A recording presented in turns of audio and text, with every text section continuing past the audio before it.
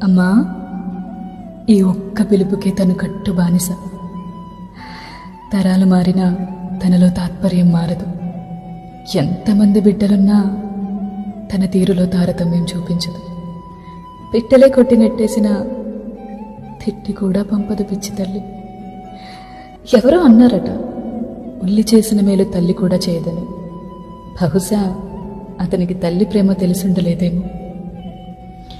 పాడైపోతామని కొడుతుంది, పాడైపోయినా కడుపులో పెట్టుకుంటుంది.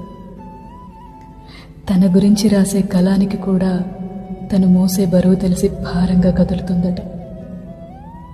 అయినా తన ప్రేమకి సాక్షాత్ భగవంతుడే తలొక్కి సృష్టిలో మొదటి స్థానం ఇచ్చినప్పుడు తను నచ్చి చచ్చి ఇచ్చిన ప్రాణమిది. తిరిగి ఏమి ఇవ్వగలం? మళ్ళీ తిరిగి తనకి జన్మనివ్వడం తప్ప. మరి